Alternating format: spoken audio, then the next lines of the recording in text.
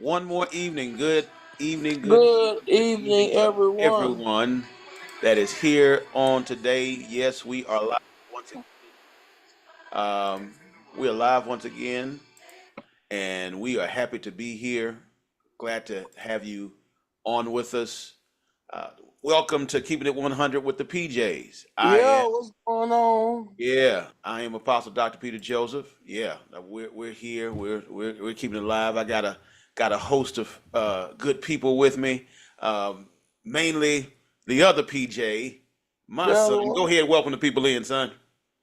Good evening, everyone. This is Keep It On with the PJs. I am the one and only second son, well, first son to Dr. Peter Joseph, and my name is Peter Joseph II. And we welcome you today and tonight on a very special episode of Keep It On with the PJs. How is everyone doing this afternoon? Look like they doing good. Look like they're doing good. I got another son of mine in the gospel. Good young man decided to drop in Yeah. and talk with us today. I appreciate him for taking out time in his busy schedule to do this. Welcome everyone with me, Apostle Daniel Flanagan. Woo! Daniel, Blessings, blessings, Daniel, blessings, everyone. Blessings, Daniel, Apostle. Daniel, Hey man, Daniel. glad to have you. Glad to be here, and glad to be keeping it 100. And With that's you. what we're going to do today. We're going to keep it 100 Comment. with the PJs.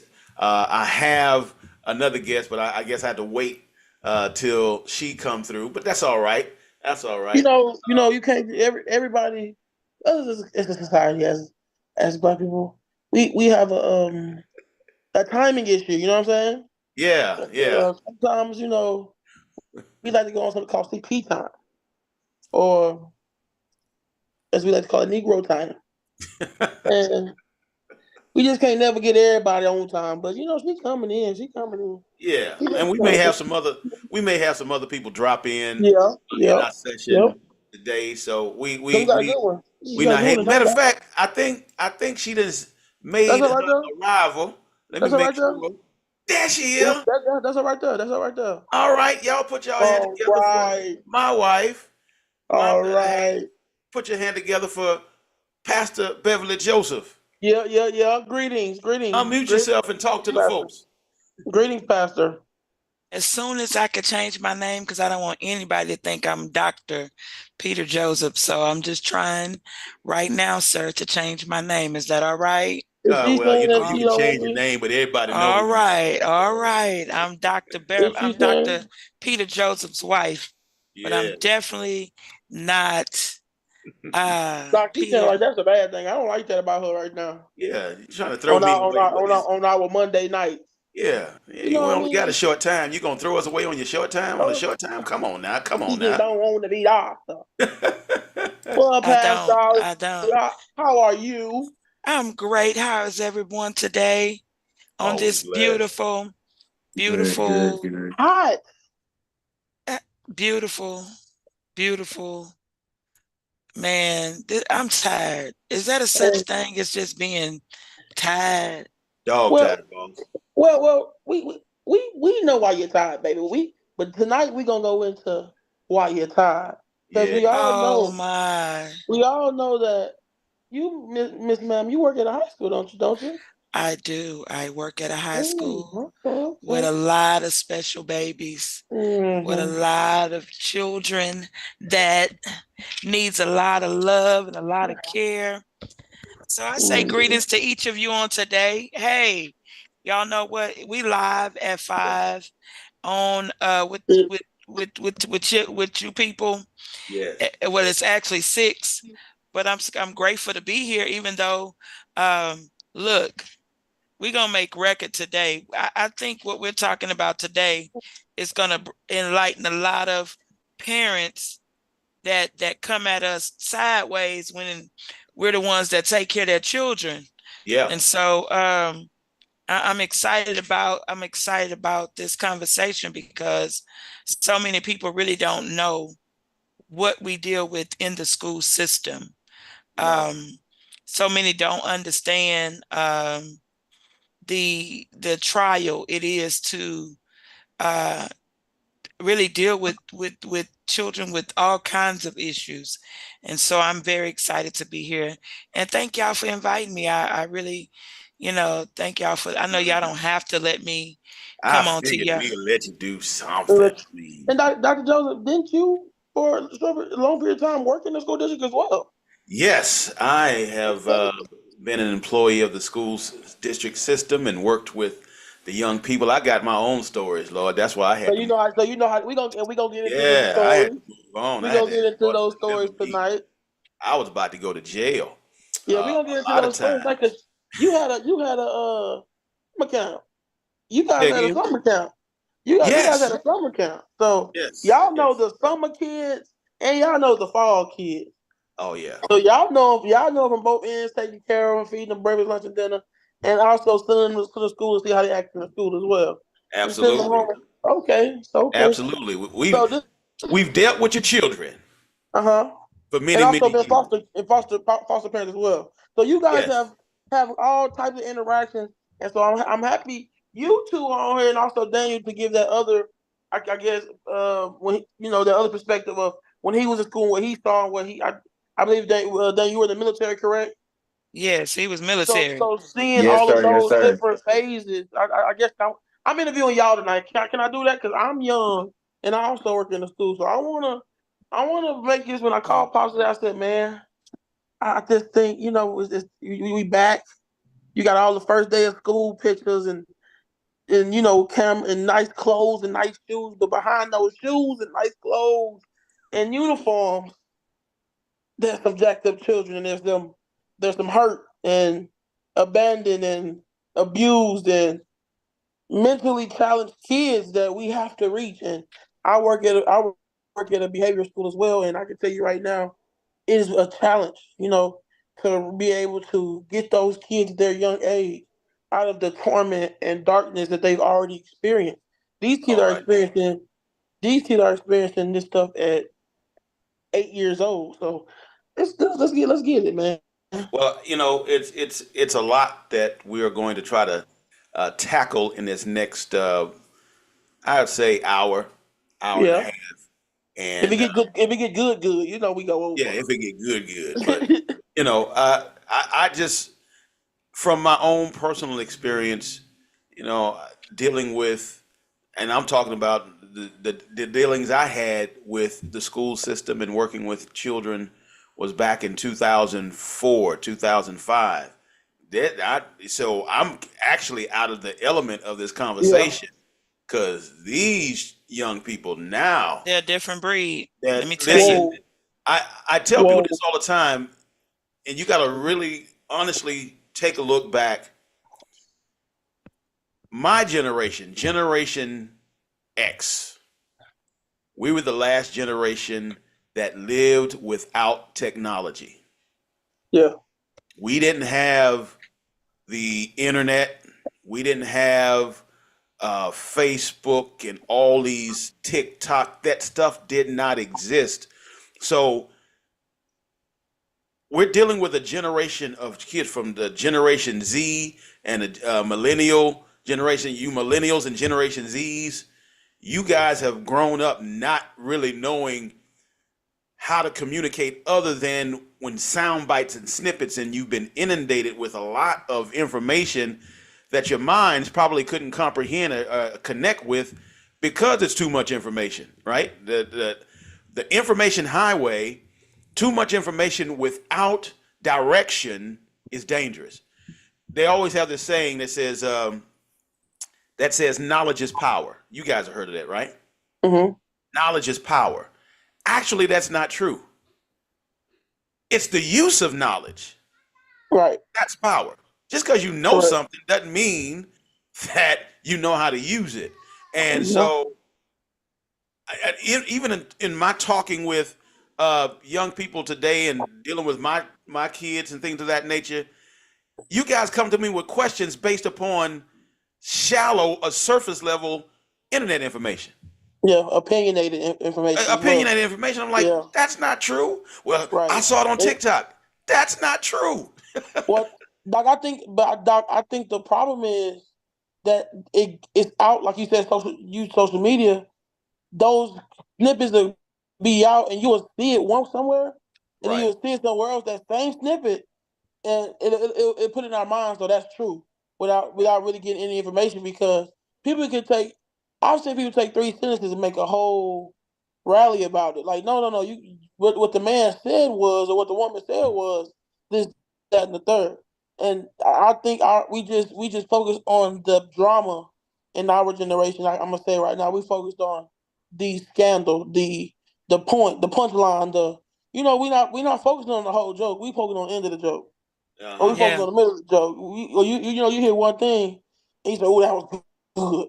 In the church, you Right. hear one thing a pastor say, and like, "Oh, the pastor say what?" But you ain't hear the part where he said, "Turn away," or you know what I'm saying? Turn Right. away from your sins. You ain't hear that part. You just hear, "You're going to hell." Oh, you ain't hear. You ain't see when pastor was praying for you 3 months, and he came to your house and talked to your mama and talked to your family and tried to give you good advice. But you just heard the part where he said he was going to hell. So I think Right. that's what's wrong with our generation now. That's something. Um, Daniel, let from your, you still in that millennial group, and before Daniel comes on, let me break this down, because a lot of times I see churches posting this all the time. The millennial age is over. It's Gen Z now. you know, you can't classify everybody as a millennial. A millennial is anybody from, I think now the age is 27 up to 40. Those are millennials. The millennial age is over. You guys are dealing with Gen Z. So when you talk about young people, everybody from 24, I think it's from 26 down, uh, is Gen Z. You So sure? millennials are So old everybody now. that, Millennials got babies and things of that nature. so when does Gen Z stop? Because I can't. I'm on the Gen Z committee. I'm from the soul. Can Yeah. I step in? So the committee is asking. We don't want to claim nobody 15 and under. Can we? Can we? We don't want to claim really nobody. The committee is asking, can I ask you, can I request a change So somewhere? okay, so millennial is 21 to 35, correct? Let me make sure I get it right. Because we 'Cause don't we don't we want to kick some people out. right. we have, if that's the case, we want to kick some people out. We So really want to stop at 18. I mean, since my kids keep telling me I'm a baby boomer, which is wrong. Okay, for the most part, everybody on here is a generation. Well, my wife and I are Generation X. That's anybody born from ooh, 1965 to 1980. That's Generation X, right? ooh. Yeah. Ooh, woo. A millennial is anybody that was born from 1981 to 1996. So we don't have. A Generation Z person is anyone born from 1997 to 2012. So PJ, Oh, you're okay, Generation okay, Z. okay. I can do that, but the 12, that Yeah. 2012, they really scary too. What was that? What was around that time? People thought the world was going in around that time. That 12, 12, 12 thing. They was trying to have a bunch of kids.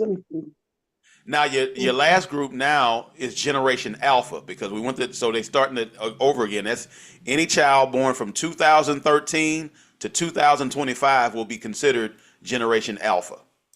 So there you That's why have it's your so bad. age groups, right? So church people, stop classifying everybody as a millennial.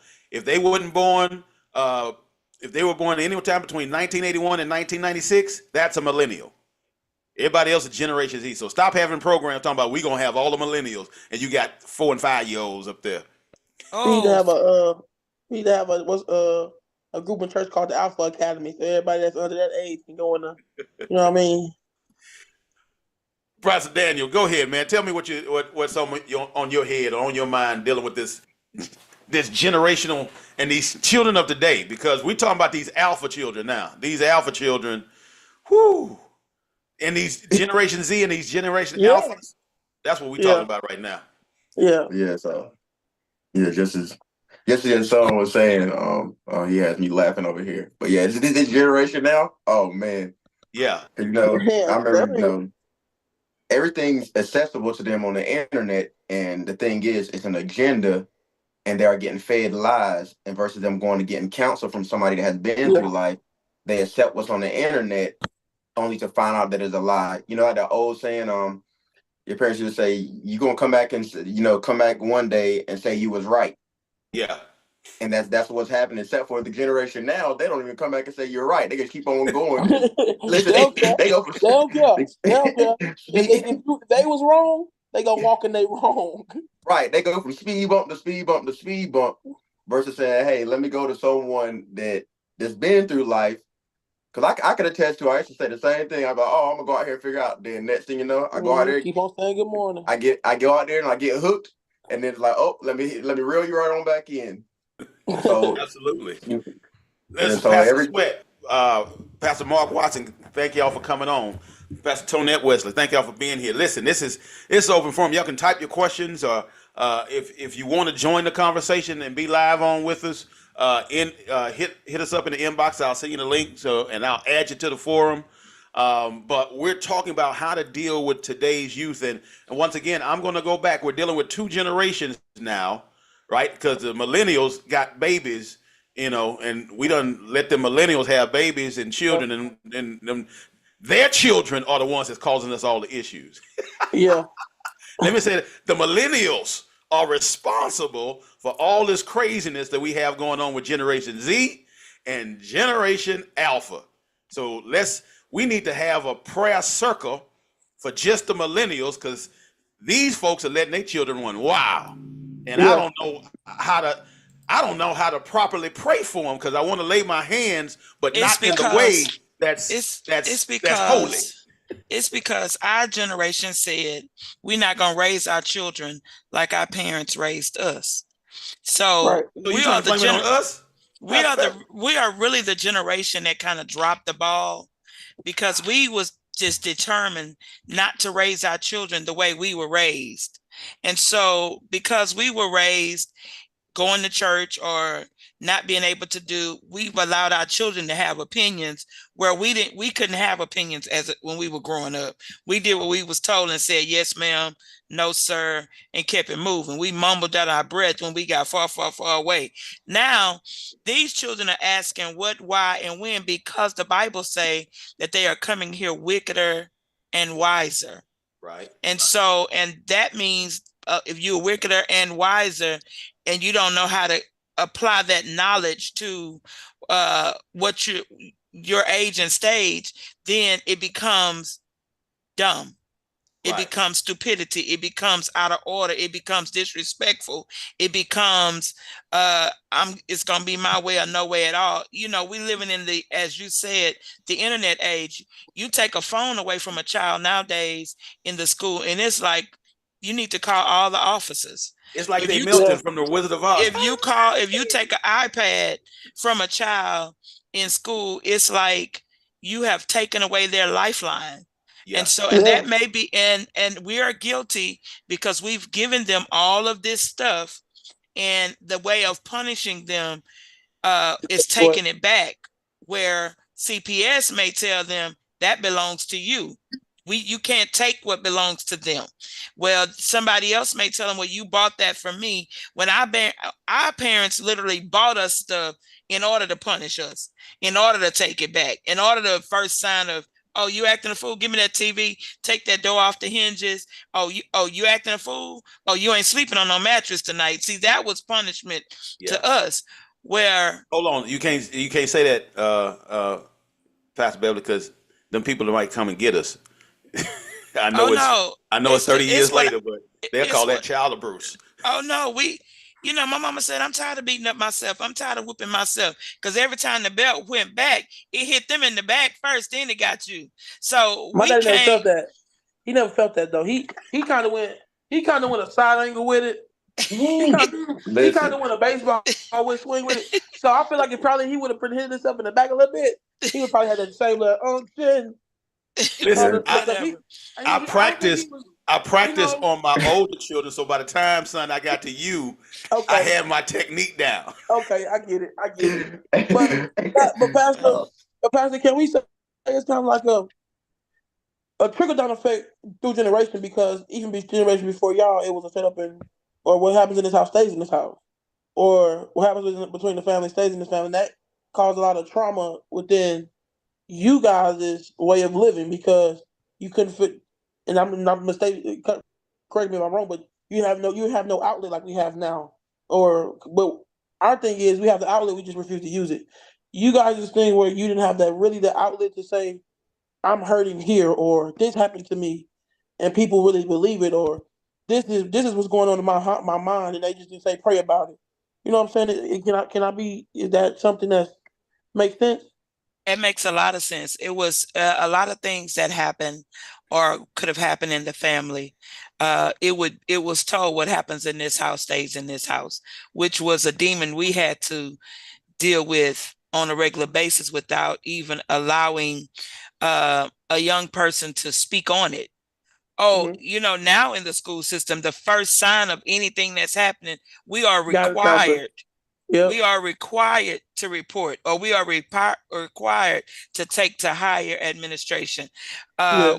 When we were growing up, that wasn't being told, but you have to also remember a lot of the teachers that was my teachers was my mama teacher. Right. And so now that we have a lot of young people coming into the school system, they don't really know how to handle the children of today because most Right. of them are the same age as the children of today. Right. Our teachers used to whoop us and send us home, and we got a whooping when we got there. That ain't the same. We're not living in that dispensation at this time. We're living in a time where you better know that education is a ministry and not just a job.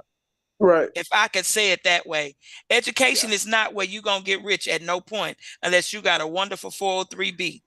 Education has been a ministry to me in the last 23 years. It is Right. not a place where you're going to get rich. You got to know why you're on that campus. You got to know why God is sending you to another campus after 10 years. You got to know why it's your time to go. Why, when you get aggravated and frustrated with children, your time is up in education. When you can't talk to a child or show grace as God has given us the grace, if you can't do that in education, education is not a place for you. Right. Education is a place where we have to minister to ourselves first and then say, okay, you're a child. Let me back up. But if you could get with a child the way they get with you, you have lost the battle Right. and your job. Let Stooping me that low to and let me be people able snoop to that low. to put it Go in ahead, Pop. context. I want to hear you.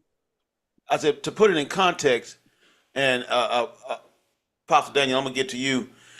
Here's some things that we have to understand. We talk about this generational thing before we can get to today's kids. Yeah. Here's the thing I always tell people: if you want to, in safety, I'm a safety officer. I've been in safety for and doing investigations and accident investigations for over 20 some odd years now. And we have something called a root cause analysis that has to happen when we're trying to figure out why an accident or why something blew up or why something broke down in our industry. I worked in oil and gas. I worked for the city of Houston. So anytime something goes wrong, then we have to do what is called a root cause analysis. And as we're talking about, and PJ, and as we're talking about this topic, and I think uh, Pastor Beverly brought it up about our generation. That means Generation X. But you have to go all the way back in the history and see what brought us to this point, right? I'm gonna give y'all some things, and then I'm gonna let you meditate on it or to talk about it. But all the way back, if we go all the way back to what we call the greatest generation, that's all the people born from 1901 to 1924, right? They come out of the age of the Great Depression and World War II. So, they have a mindset of being very patriotic. They have a strong work ethic. They don't have a lot of education, but they're motivated and show a high rate of dedication to that job. For us black people, Right. we're still coming out of slavery. We're still in Jim Crow. So we have all of these things going against us. from coming out of slavery to Jim Crow, and they're fighting through that right now. They'll call a silent generation. And so from there, or the silent generation is anybody born from 1925 to 1945. That means that, oh well, we gonna keep everything to ourselves. We're gonna stick to these values. We're gonna build off of what we know, right? Not really. They're becoming a little bit more flexible. But then from 1946 to 1964, the baby boomers, which PJ, you keep thinking I am part of, I'm not there, right? Baby boomers were goal oriented because they're out of war right now. They're focused on personal fulfillment. That's the generation coming, doing the civil rights fight and things of that nature. They're shaping society in a social context of what's to be the future. They're getting out of the Jim Crow. Black people is now saying, I can get an education. I will be educated. I will have something better for my household. But that leads us to Generation X, to my generation. I was more independent. Technology was starting to come into focus. I worked in this field. We start balancing work and life more, right? Because previous generations is just go to church, lift your hands, say that. Just that's all you have to do. Just listen to what the preacher say. But my generation became more ambitious and eager to learn more skills and learn new skills. And we valued diversity and responsibilities. And we wanted to master. We were the master of self-deprecation, which means if it come on, we're gonna just go along to get along. We're not gonna cause too many ripples because we're trying to build something new. But this is where things start changing because we brought in the technology. Now you have the generation, the millennials that are more entrepreneurial because why? Their parents, i.e. us, kept saying, no, you can do more. You can be better. They were eager to learn more skills. They were eager to engage in social activism. Your millennials are a part of that group that got to see OJ in the Bronco, and more and more Generation X is going beyond the traditions of the boomers because they're being interpersonal, right? They're better educated. And that's why we have Generation Z right now, where we are. Generation Z, money-driven and ambitious. Yeah. Tell me if I'm wrong. They're politically and socially more aware than the previous generation. And they're engaged mostly in social activism.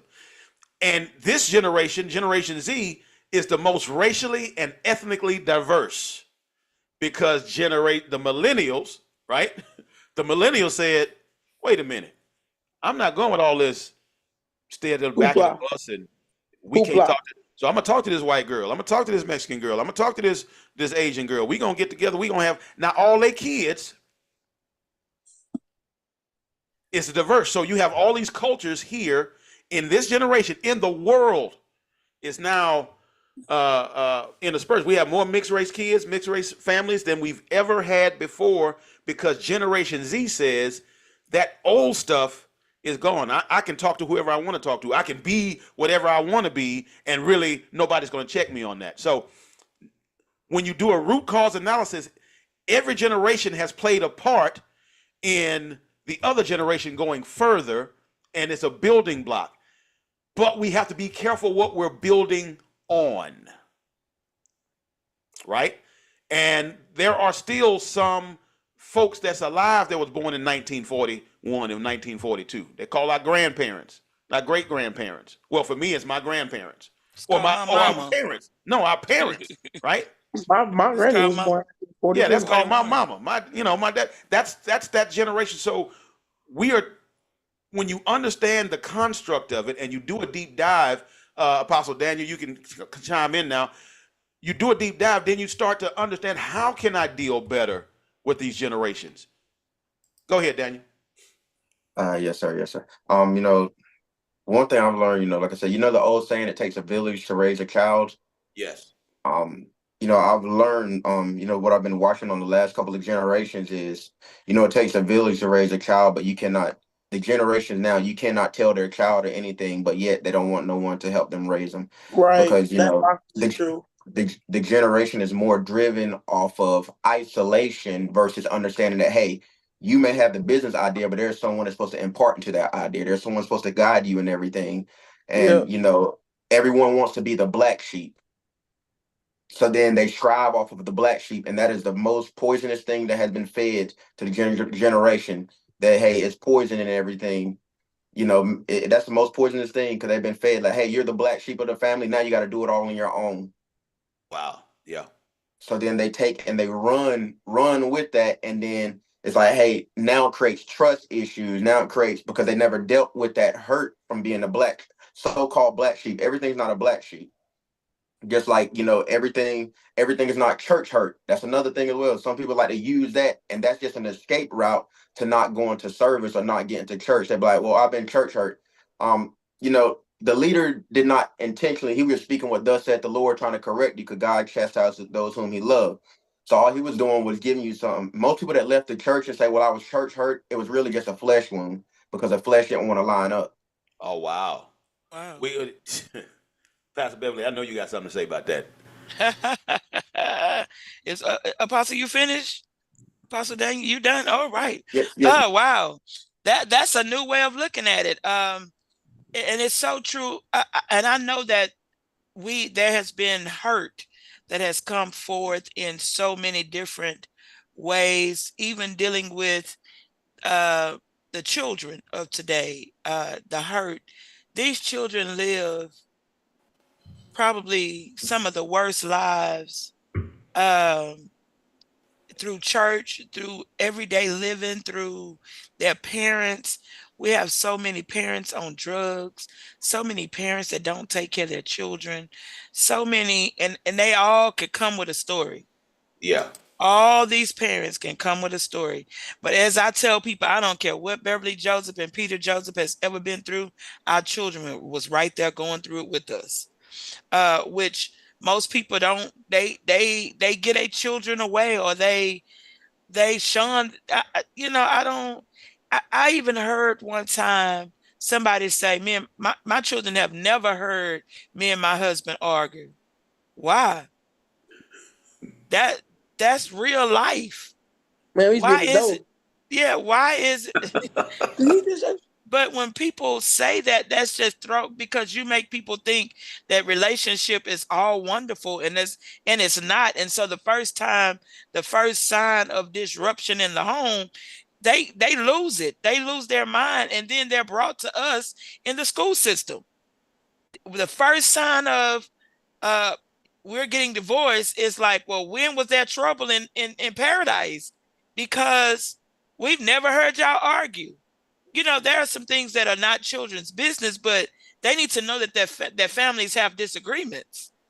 And that way, when there's a disagreement, there's not a nervous breakdown. There's not a mental issue. There is not a mental. And let me tell you, some people of today, and you 9 people that's online, let me just say this to you. It is so important, and it's nothing wrong with getting help. Right. Even if you've been hurt in the church, it's nothing wrong with going to sit on somebody's couch and saying, I've been hurt and I don't know how to deal with it. I am the pastor. I have been married 25 years and I don't know how to deal with this hurt. It's nothing wrong with taking your children to counseling. Stop tripping. There are people out there that God has given allowed to go through the education to help us. Stop tripping and acting like you don't need counseling when everybody at some point in their life needs somebody to talk to. I tell my husband all the time, you need a friend. Because I don't want to hear that all the time. Go talk to go where your boys at. Go lay on somebody's couch and tell them that your wife has upset you. Don't tell me I'm the wife that's upsetting you. We need to be, and that's just out of fun, but for real, we need to take our children where they can get help and recognize that they need the help. A lot of us in this skin tone don't want to admit our children need help. Our children are special ed. Our children are dyslexia. Our children are this. Our children have got a learning disability. Our children has a behavior issue. Go get your baby some help so that when they come to us, we are able to take that help that they're already getting and we can move forward with it. But when you drop these little children off at church, or when you drop these little children off at the front of the school and you turn around and run like you don't know they finna tap the whole school, come on, people of God. Stop doing that to us. Let me say this. Let me say this, and it's going to ruffle a lot of feathers. Stop taking your children to church for prayer and not getting them real help.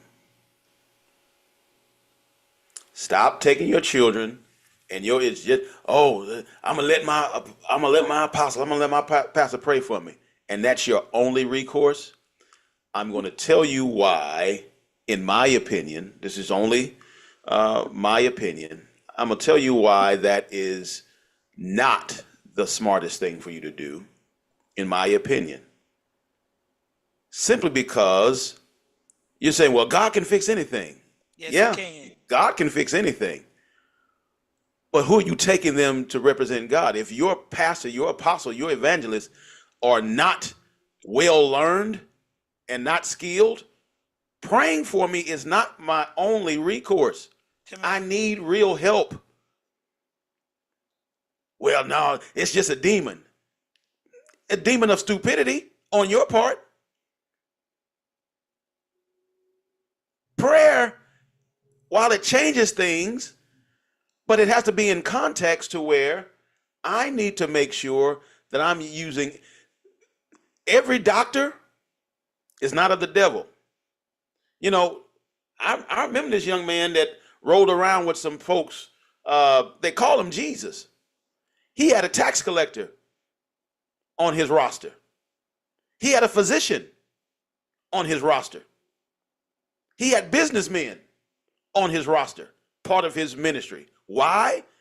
Because though I'm the healer, go see the physician.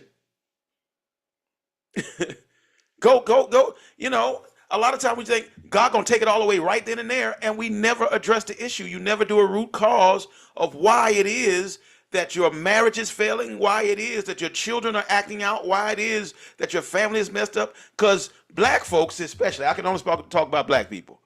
We think the only solution is to take it to Jesus, go to church. Well, if your pastor is not educated enough to help in a situation, what help are you getting? Laying hands, greasing me down with oil does not solve my issue, especially if I am a child and I don't understand what it is that you're making me do. I'm bringing my child so the pastor can lay his hands on him and get that demon out. But the child, that has to be an understanding. People of God, church, there has to be an understanding that goes on, and there has to be an education. Once you're educated, once you come to the knowledge, then you can use that knowledge. Once again, knowledge is not power. It's the use of knowledge. If I know nothing about drug addiction, just because you come to my church and I pray for you, yes, I'm praying earnestly that God takes that habit away, but I'm not telling you, well, I prayed for you. Now you go back to your neighborhood that got all the crack around there and you just stay strong because the Lord delivered you. That's not reality. I need to be in a group setting. I need to go to AA. I need to go and get counseling to help me kick this addiction. It's not against God. It's not that you don't have faith. No, faith says I need more than what I currently have. Faith without works is dead.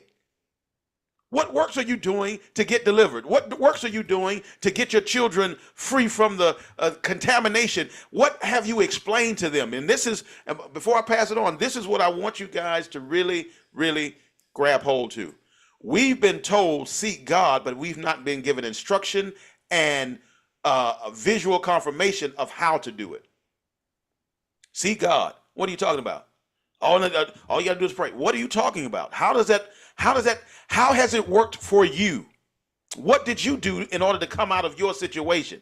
Did you just seek God? No, you had to do something. We just use the word of faith when it comes to blessing, but faith means the situation I'm in right now. I have to put a work in to make sure that I believe God's going to deliver me. But now I got to make sure I stay out of the situation. Now I got to make sure I surround myself with better people. Now I got to make sure I go to counseling. Now I have to make sure I do what's necessary so that I can start removing the stuff that's bad from my mind and going to the stuff that's good. But that's not just, I'm going to read my Bible. It's going to guide me through all things. No! But you also have to realize back in the day, as Mark Watson said, back in the day, you really had people that really seek God. You really, families didn't trust really a lot of people in the Black church. So, I mean, outside the Black church, that was what they knew.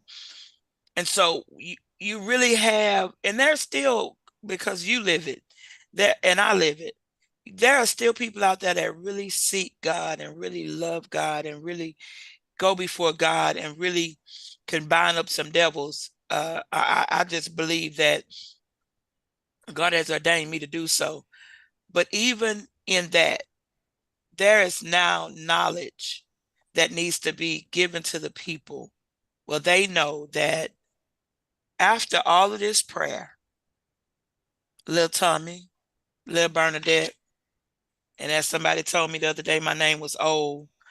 I had to be at least 50 for my name to be Beverly. Little Beverly needs some more help. What else? What other kind of help can we give her after God has been, after we seek God, after we go before the throne, after we do all of that? What else do our children need in order for them to be productive citizens? Because they are the children of today, and they're going to be the adults of 4 more years, 5 more years, 6 more years, kindergarten through 12th grade. They're going to be the adults for the next 12 years. Right. What are we instilling in these children to make them better citizens? What do we need to do? That's the question I'm asking this panel. What do we need to do in order, other than love them, other than really pray for them, other than what do we really need to do to let these young people,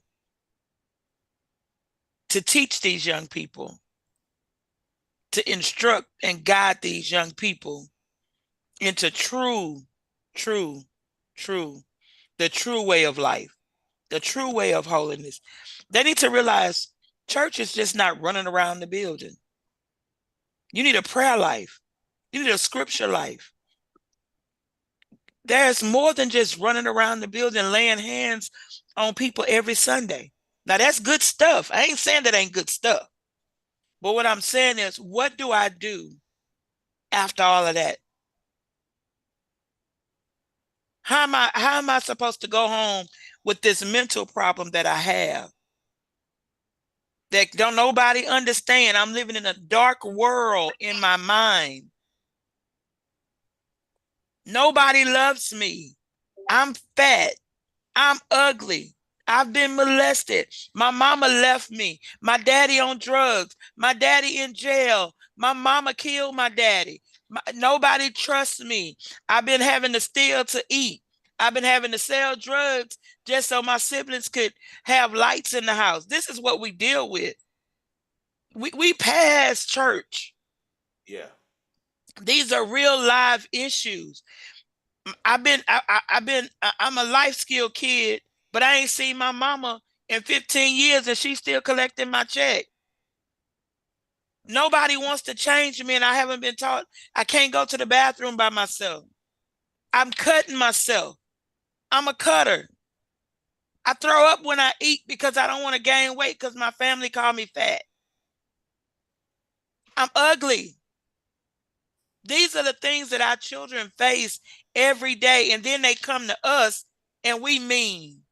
And we hateful, and we don't have no understanding. And where your ugly mama, and where your low down daddy, and why you got them clothes on? I stopped judging children clothes. Now, some of these clothes they go to the store and buy. But when when a child come to school dirty, ain't took a bath, they hair ain't combed all the time, we need to really check. We need to really check to see if we really in a place where our anointing could step forth and say something ain't right. Don't just be anointed when you get to church. Don't just be a prophet and an overseer and an apostle when you get to the house of God. What are you doing every single day when you walk across that child that's struggling? God ain't showed you no prophecy over that. But you want to get to church and prophesy cars and houses and money and contracts. No, you need to be able to see in a child's life and say something ain't right. Listen, there are a myriad of ways that you can be a minister and help people. Ministering is not just behind the pulpit, right? Correct. And as my wife just went through this litany of issues that she deals with on a daily basis of the kids coming into the school, you know, it's newer because of the situations of the exposure that we have. But once again, people have real issues, and sometimes we in the church get just so caught up in just lift your hands and tell the Lord thank you that you're not really addressing the issue. Once again, a root cause analysis of why this person is acting this way, why this person is doing this, why this person is because it can be generational. And they've done it so long. Your job is to just really just look. Let me guide you to the stage. Go ahead, Daniel. Go ahead, Apostle. Daniel, Um, go. You unmute. yes, Go sir. ahead. Yes, sir. Yeah, I believe we need to get back to testifying as well because a lot of us, now it's more like, hey, if I one up you and I'm out of the situation, then I'm good. But, the whole thing of God bringing us out is for us to go back and find us in the same situation, go back and find, sometimes we get out and just stay there, but we're supposed to go back and like, find you in that situation, go find someone that's going through the same. It may not be exactly the same, but may have somewhat similarities or something. And it tells you in the word, go strengthen the brethren. Most of the time we get the strength and we make it out and then it's just, oh, I'm out, so I'm good. Instead of saying, you know what, there's another me that's back there. So let me go find me and bring me back out again. And that's how it creates effectiveness because the more we keep doing it, it's like, it's kind of like I don't want to say no pyramid scheme. It's kind of like a trickling down effect. You keep finding somebody, bringing them out, and then they go back and go strengthen that person. Now everybody's working together and everyone's coming out. That's actually that's called multi-level marketing. We don't want to, and everybody throw that in. Oh, it's a pyramid scheme. A pyramid scheme means the person at the top is the only one that gets any benefit from it, while everybody else on the bottom does all the work. Well, no. Jesus is a perfect example of multi-level marketing. Once again, he had 12 disciples, right? All from different backgrounds, educational backgrounds, and all had different type of issues. But he took those 12 people and built and taught them and helped them, and they went out and got. Remember, he said, these signs that you doing greater. What we're talking about is, as Daniel, you're saying, the evangelism aspect of it is going to testify of what God has brought you from, and stop judging people, because you have to remember you were in the same boat, or you were in something as bad or worse than what you're judging people on, right? And it's not about as Brother Watson says, it's not about your ring, it's not about your collar, it's not about your title. My opinion, and it's backed up, is the higher we go, the more relatable we should become. It's true. The higher up in ministry we go, the more relatable to the people. There should not be an example of people not being able to talk to the men and women of God because they are of some social status. I understand protecting me in certain things, because people would love to unload all of their issues, and so you have elders and you have ministers to kind of protect you and say, well, no, apostle can't do this right now, but at some point, just let me make the decision. Yeah, you've carried my briefcase. All right, I can carry that. We've gotten so untouchable in church because of our status that we're not relatable, and it doesn't seem real to anyone. Does anybody actually understand that I have real issues? And that's another thing where people have gotten off because they look at their pastor, they look at their first lady, they look at the prophets and things, and they fail to realize this is a human being. I promise you, most of these well-known preachers that you know, most of every preacher that you know is not as saved as you think they are. They got issues. They have real issues. We got real issues. I promise you, every preacher you know, every evangelist you know, every person that you know has a real issue. They just don't tell you. And because we can't share it with everybody, because the shallow mind will take my issue, right, and build up a judgment. Oh, you're not holy. Well, you don't want asking me to pray for you because you got 15 baby mamas and evangelism is not the same. Evangelism, as Brother Mark said, it's not the same. People think because you go out and ask people to pray for them, or you give out a pamphlet, or that's evangelism is getting out there where the people are, not only praying for them, not only giving them out information, but recognizing where they are and seeing what type of change that you can make. If you don't make change, what are you doing? If you don't make change in young people's lives, why are you preaching?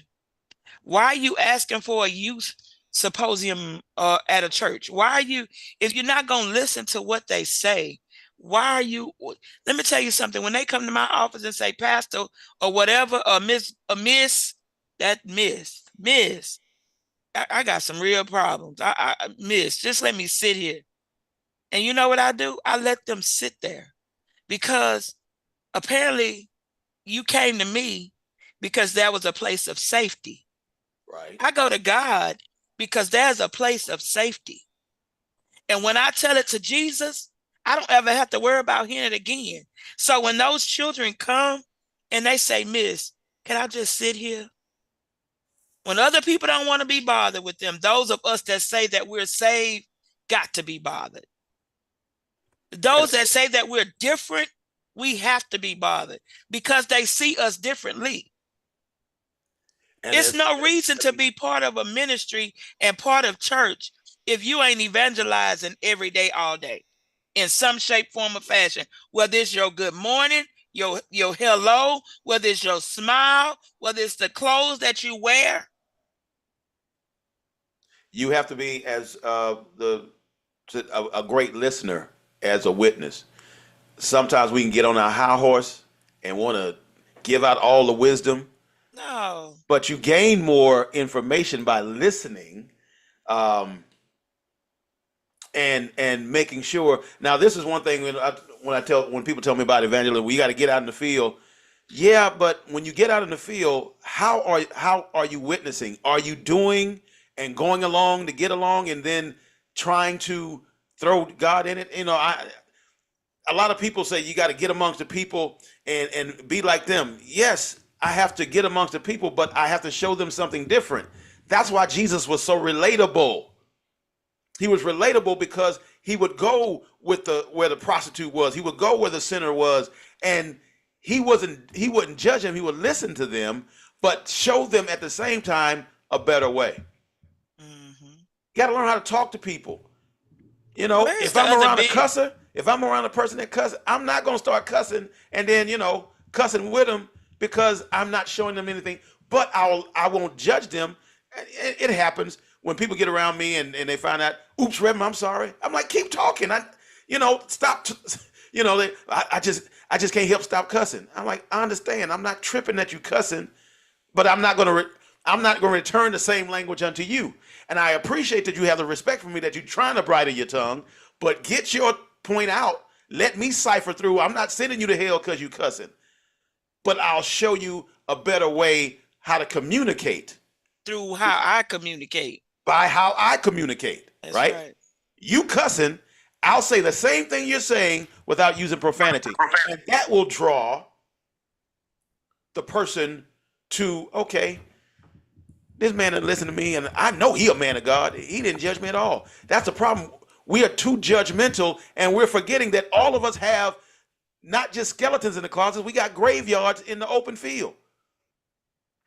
And we need to make sure that we are as transparent as we possibly can. You got to be wise. You can't tell people all your business because everybody's not ready to hear your full testimony, Apostle Daniel. They ain't ready to hear your full testimony. They ain't ready to hear about the hookers and the hoes and the Jimmys and the Joes, right? No, they ain't ready. No, They they're ain't ready not for ready. all that. And that ain't for every crowd. Not for every conversation. Everything that I've been through is not for every crowd. But when it's time for me to tell it, God gives me the the way to do it. He gives me the way to do it. Even when again going back to the students, even when I'm dealing with students, because they need to know you ain't perfect. Right. They need to know that you're not sitting in the seat of judgment. So I always go back to, well, I got a story too. Everybody got one. But Miss Joseph, you ain't been through what I've been through. Why? How you know? They need to realize you ain't perfect. And when they realize that you're not perfect, then you become that person that they could talk to.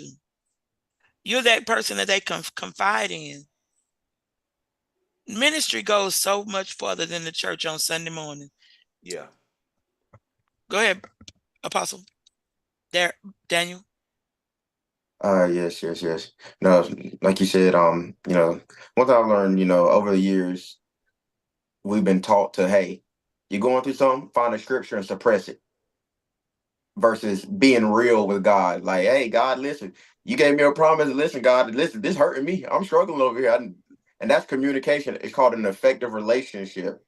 And, we, for many years, people have been taught how to have relations with God versus a relationship. He wants to know about everything that you're going through. And a relationship has its ups and its downs, but with God, it's always up. He wants you to talk to him in your downtime, your uptime, and everything. And then he has people. That's why it says seek godly counsel. Which means there's, we got to find the right counselors that can give us sound doctrine, wisdom directly from God, and not only just word, but also, that knows that not to speak from a place of discernment and can discern what's going on in your life as you're speaking to them. And many times, people miss that because, like I said, it's like, hey, I'm the black sheep. No one wants to hear from me. Nobody wants. So then many people self-isolate. Even in leadership, sometimes people say I'm a prophet because I'm isolated. That does not mean you're a prophet. How are you a prophet? There's times God places you take you into consecration, and there's times where God have you isolated and you got to hear from God. But God don't always keep you isolated because a prophet is a mouthpiece of God. So if you're a mouthpiece, how are you always isolated?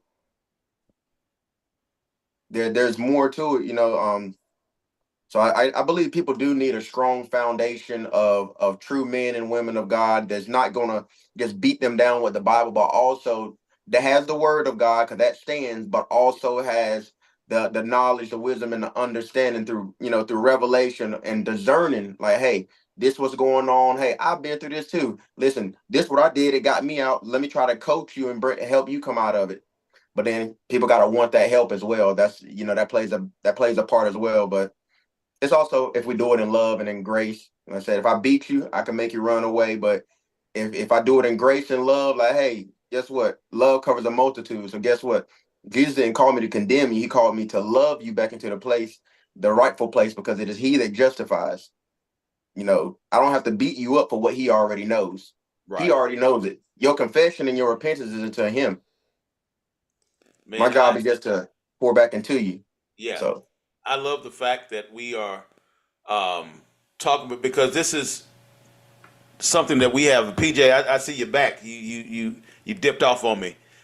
How you rolling with this? Because you deal with these young people, and you're in that same age. You're that Generation Z, so you in the same boat. Y'all are the new generation. So, you know, what's your feeling on this? Because we can talk all about how we see it, but I'm older, right? I'm older. How do you see it on the ground level where you are? Well, I've been listening to you guys. I've been listening to everybody, and everybody is spot on. Along with service level hurt, along with church hurt, along with all of that stuff, everybody's spot on. But I look at it like this, and for the school I work in, you have to actually really get to know these kids, for them to trust you. A lot of these kids right now don't have trust for nobody. You know what I'm saying? A lot of people in Gen Z don't have trust for nobody because of their people that we trusted the most have either let us down physically, emotionally, mentally. Any one of those, they've let us down in it. So now we've lost hope, lost trust, lost faith in anything. And mostly nowadays, yes, we talk about the church, but let's just keep it funky. These kids nowadays, they it's so much internet, so much corruption. They believe in the higher power. What is like? So it's so many tricks of the enemy that's pertaining to these kids, and that's trying to get these kids away from actually going to seek counseling, because really for God to actually understand and know what to He's healing, you have to go actually, like you said, go see. Like I say, to put it like this: Mom was hurting for a very long time. For a very long time, years went by, she was hurting until she went to the doctor to find out, hey, the right doctor, because I'm not gonna say she never went to the doctor, but the right doctor, that one that specializes in what maybe it may be, and to tell her, okay, this is what's your problem. Hmm. She never knew exactly what to pray for. So until we get we ask God exactly what we need and understand exactly that's hurting us, that's messing with our minds, that's messing with our bodies, that's messing with our hearts, we'll never be healed. These kids will never be healed because most of the nowadays people want to use their muscles against these kids, and these kids are too smart for that. They may not be educationally smart, but they're too they're too alive in the world. They know all the rules and all the regulations. They know all the and how do they know this? Well, I don't know because they ain't gonna pick up a book, but they know these things. They know how they can finesse the system. They know how when They've been whatever. taught. Yeah, but for us, it was, ooh, I'm gonna sneak this, and I hope my mama don't smell I'm in her room. Oh, I hope I get away with this. No, these kids are going on. I know how this gonna run. I know how I'm gonna get this in here. I know how I'm gonna get that in here. I watch this on TV to know how I'm gonna get away with this. I watch my mom and daddy flip this, flip that. While people coming in and out of my house, I watch them do this. I watch them do that. So I know how to put a dime bag and sell it for $10. I know how to sell a QP. I know how to do stuff. I know all of that kind of stuff at ninth grade and eighth grade, and I know how to roll the weed up and break it down and do all that kind of stuff because these kids are been looking and seeing these things on social media and their lives and their everyday life to know, okay, before I know this book work, I know how to start a company. Like that's what these kids are thinking about now. They're not thinking about school. They think about the things they seeing and they trying to apply it, either it's good or bad. So we have to get to these kids where we are now. Mom is in high school, senior high, in a more in a very open school where she's dealing with all different types of kids. I'm dealing with a specific group of kids at my school. So for me, it's really getting to know these kids and really building a relationship because they don't have that at home.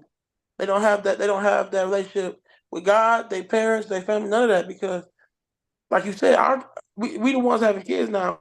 If we hurt, bringing somebody else in this world is not going to benefit nobody. So I it's just hurt people having kids. Right. You And know what I mean? once again, it goes to that whole thing of making sure that we are talking through and getting the right uh, information. I can only talk about the black community. I know we are failing miserably because we don't want to talk through things. It's the loudest person that think they're right, right? They want to be the loudest person in the room, and just because you're loud doesn't mean you're right.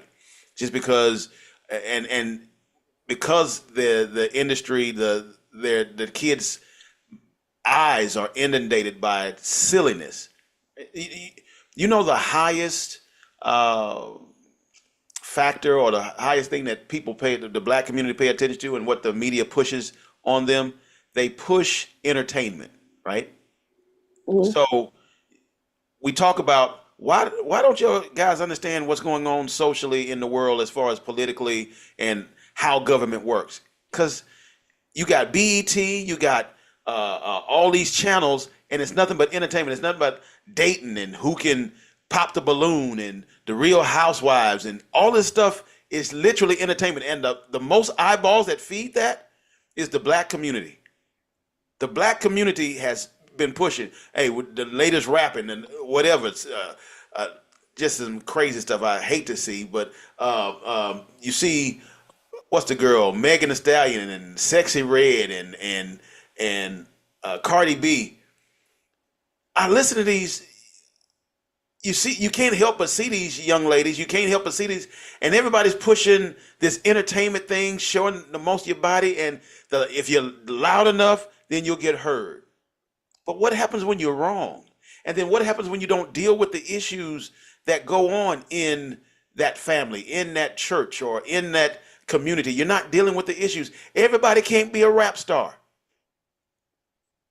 I know people want to be police officers and firefighters, and Yeah. that's what I was saying when I was in school. What you want to be when you grow up? Police officer, firefighter, Go but ahead, Nick.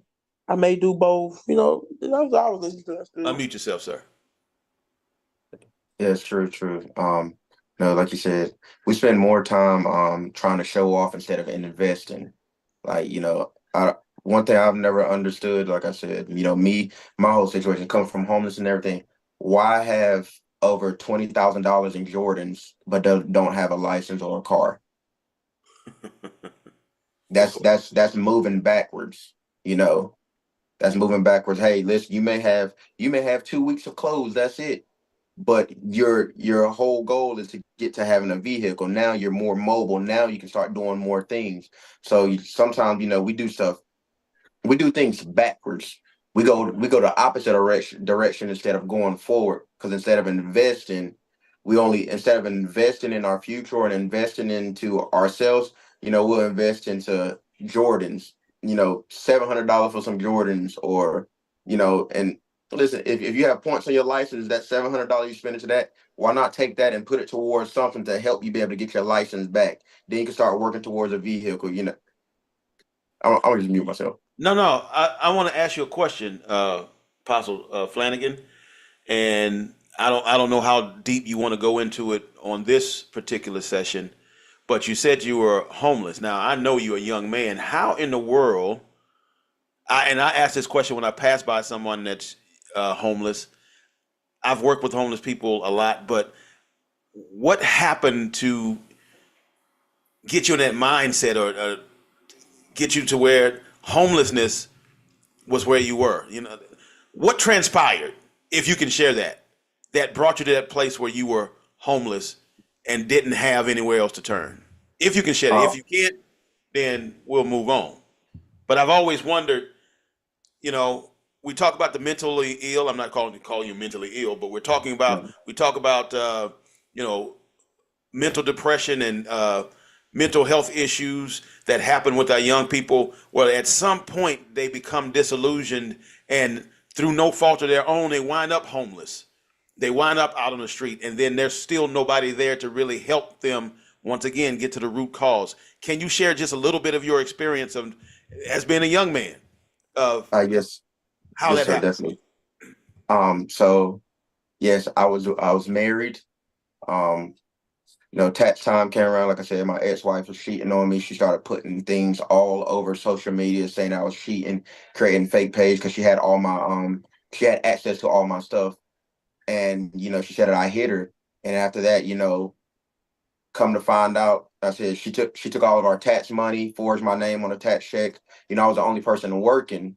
But the whole time God was telling me, hey, this is getting ready to happen, but me not listening to God. So I was in disobedience. So I can't say anything because I played a part. I should have been obeying what he was saying and just listening to him.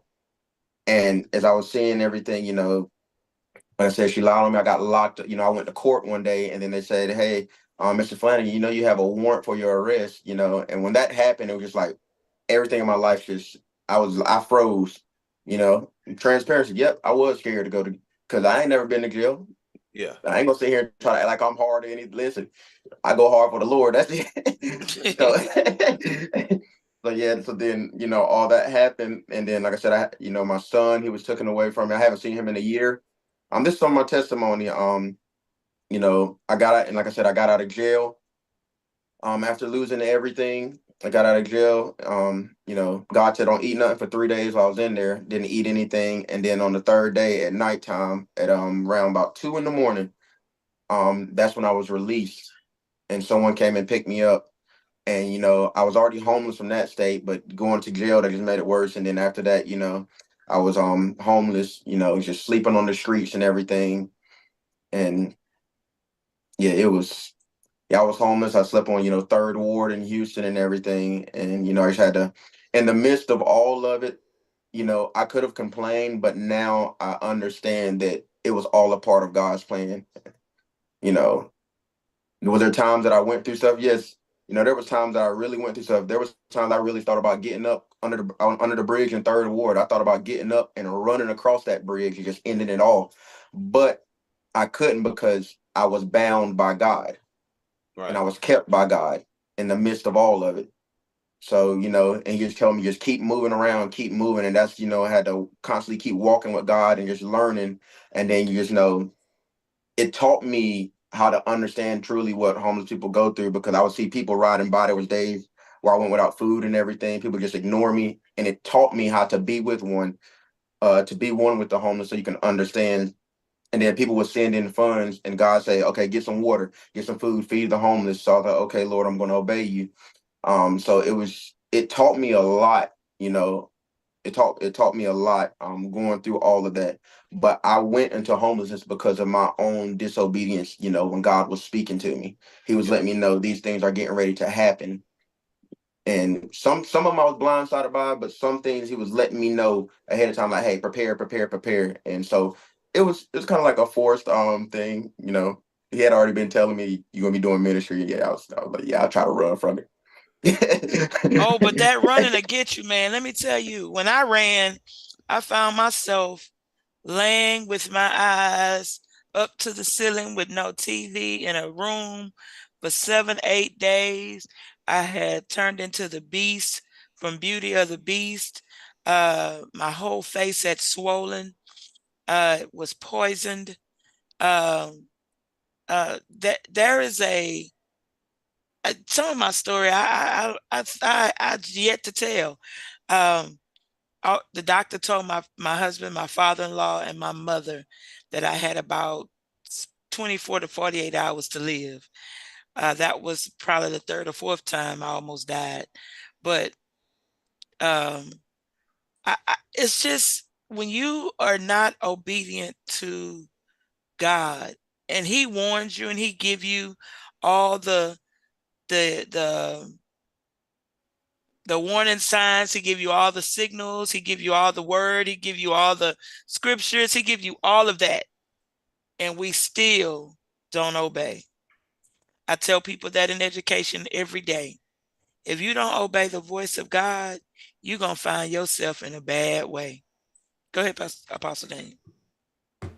Yeah, this is the last thing. But yeah, it's kind of like a Jonah. It was like literally like a Jonah situation, you know. And it gave me a deeper revelation that, you know, when God showed me, many people say Jonah was swallowed up. Oh well, you know, it was a big fish. He was thrown overboard, but he was truly swallowed up by his disobedience. You know, the fish was actually a revelation. God used the fish to actually preserve him and carry him to his destination. So it was disobedience that called his disobedience caused him to repent to God. So sometimes we don't realize when in our disobedience, the things that start happening to us, it happens so it can bring us into a place of repentance, and God will use it to launch us and carry us down to where He wants us to go. And I'm a mute. And you know, as we talk about it, if we getting ready to close out, I appreciate everybody that commented, and those of you that are on live with us. We do this every Monday at 6 p.m. just to bring and highlight the things that are going on in real life and really have an open discussion.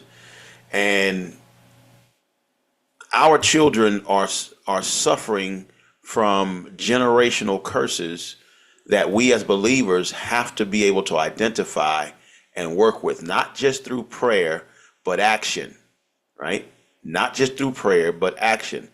Lord, teach us how to grow. Teach us how to live. Teach us how to go out. I always say this before I preach. Lord, give me the words to say that'll be most edifying to your people, that'll help them the most. What is it you have me to say? Even though I have notes and even though I've got a sermon together, but what is it that I must say that will be most edifying? And things that are edifying can also break up that fallow ground. That's edification. Bringing light to the situation that you're in and saying, listen, we are available. I am available to talk. I am available to sit down. I am available for counsel, and not just any counsel, but spiritual counsel. And then if I don't know something, I always say, I will direct you to individuals that are licensed family counselors, licensed individuals that can help you in your secular life, right? It's not, the church has to get out of the mind frame that we can solve everything just by telling people, lift up your hand and tell the Lord, thank you. No, let's dig deeper. Let's develop a deeper relationship so that we can truly be helpers of one another. And things are going to come up. Disobedience, I can't help. That's the only thing you can you can stop, right? But a lot of times, the situations we're going through, when we do that root cause analysis, we will find that it is because we have not answered the call of God the way that we should, the way that we need to. We're going to find that we don't have the right things to go on and the right things to say simply because we haven't sought the Lord in anything. And when that doesn't happen, I don't have a pencil. When that doesn't happen, then we leave ourselves open to the attacks of the enemy and open to his devices because you have no protection. And then the people in the church don't know any better because they have not taken it and said, Lord, give me the eyes. True discernment. Let me say that. True discernment is saying, Lord, give me the eyes to see so I can really help this individual, so I can really be a witness, because there's something obviously about my life that they have been drawn to. I don't know everything, but give me that true discernment so I can be the most effective in my witness. Because once again, the only way that you're going to help anybody is to share with them what God has done for you. Only way you're going to help these kids is to be able to say, well, okay, you're hungry. Let me get you something to eat. And let me not just stop there, because many times we can't be the sole source, but let me make sure I get you to the right venue in school to where we have the food bank step in, or make sure we have resources to help our brothers and sisters, help these children, because it's the world is getting worse and more. These children are being inundated by all of this information, and it's intentional misinformation.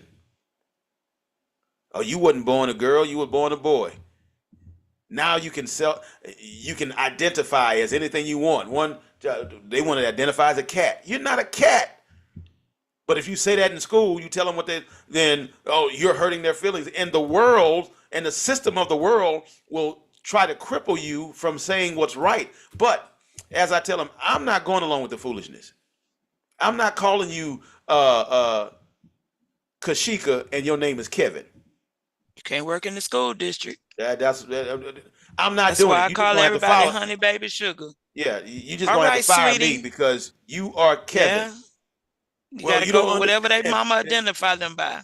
No, because we're perpetuating the lie, and we're not really helping the kids. And if you're looking in the world system is going to go, as Pastor Beverly just said, the world system is going to go against you. They'll fire you because you got a brain. You know that boy is a boy, and just because he put makeup on, they'll fire you because you tell the truth. Yeah, because you tell the truth. You have to, whatever pronoun that they noun, that's what you got to go by. And that my thing is, if you are ordained and you are anointed to be where you are, you know how to deal with it. You know how to show love and keep your salvation at intact, and not go alone to get along. Absolutely. And you learn that in the school district. You learn how to be who you are, yet and be who you are. Yes. Because if you change, then what's the point? If you don't stand for holiness, then what's the point? I don't have to say I'm not gonna do this or I'm not gonna do this. I'm just gonna show y'all what Pastor Beverly gonna do. And Pastor Beverly is gonna show every child in that building love, because that's all they come to us for, and guidance. After that, the rest of that is up to them and their parents to and my thing is, you think it's the children a lot of times, it's the parents pushing those agendas. Yes. It's the parents. It's the parents, because they thought that stuff was funny and cute when their sons was walking around and their daughters was walking around sagging, and they thought that they think that stuff is cute. And because the parents have allowed this to go on for so long, it's no way they gonna come to me for a year and I'm gonna switch it. No, because if you one thing you do wrong, the parent coming up there and they coming after your job. So I've learned and my Holy Ghost teaches me. That's why I'm so glad I got it. It teaches me how to be who I am and yet love everyone that I come in contact, whether they look like me, smell like me, act like me, any of that. It doesn't matter to me. From the girls that want to be boys, from the boys that want to be girls, and for them that's confused and don't know what somebody said, I just love everything that's lovable.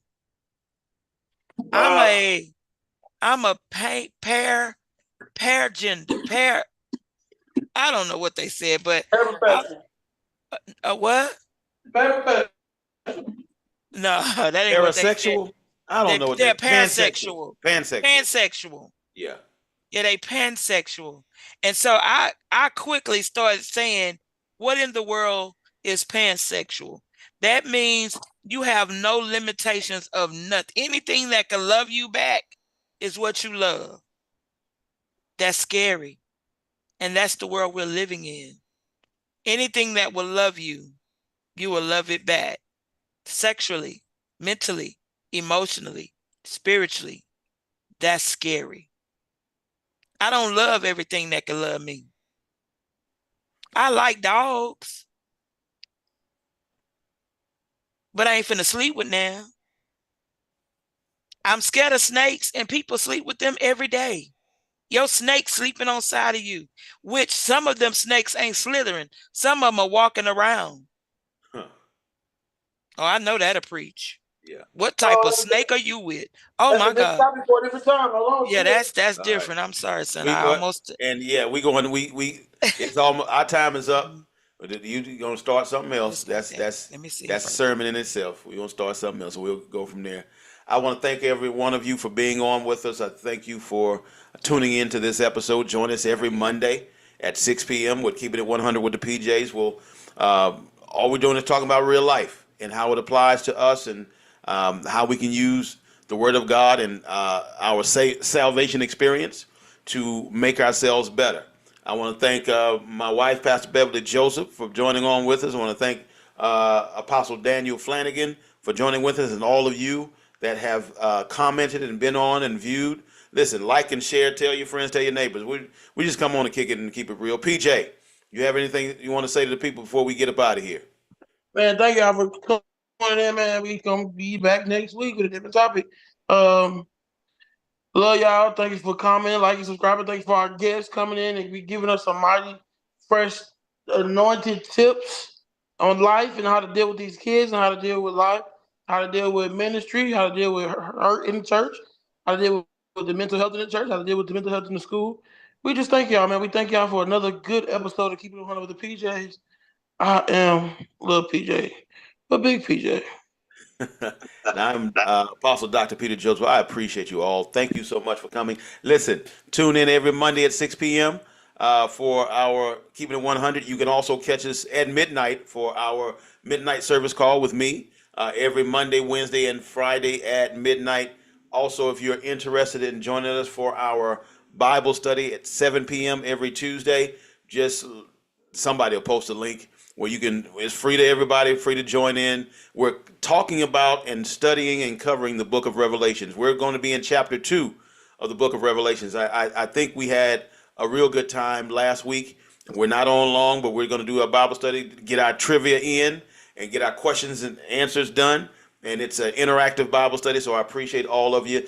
Also, join us every Sunday at 3:30 p.m. there at 2600 Aldine Westfield for the HD Center. Our services are being, we're blessing the Lord for it. I'm looking forward to our speakers, everything that's happening. September 8th, mark it on your calendar. That is the official relaunch of the HD with myself and Pastor Beverly Joseph, with Apostle David Pittman will be our speaker. But we're looking to go higher. There's a lot of things coming with the HD Center, and as my wife and I said, if this is our last, we're gonna go hard in the paint. We doing everything we can to minister to you, to love you, and to show you a better way, a different way, a holy way, and a fun way to serve God. So I am. Also, good people. Yeah, Tomorrow is Big PJ's birthday, so let's wish him a very good, happy old man birthday. August 13th, 1941. Whatever, son. Whatever. We thank God for him. Everybody give him a round of applause. Send him a seed, a donation, and maybe he'll bless me with it as well. But we love everybody, and we want to say have a great, great, great Tuesday. We can't even see you, Pete. I know. Have a great Tuesday, and let's be productive. All right, man. Yeah, y'all take care. Thank y'all all for tuning in. Thank you for my panel, my guests, Apostle Flanagan, Pastor Beverly Joseph, my lovely wife, my son, for keeping it 100 with PJs. I'm Apostle Peter Joseph. Said, be blessed, be safe. We love you, and there's nothing you can do about it.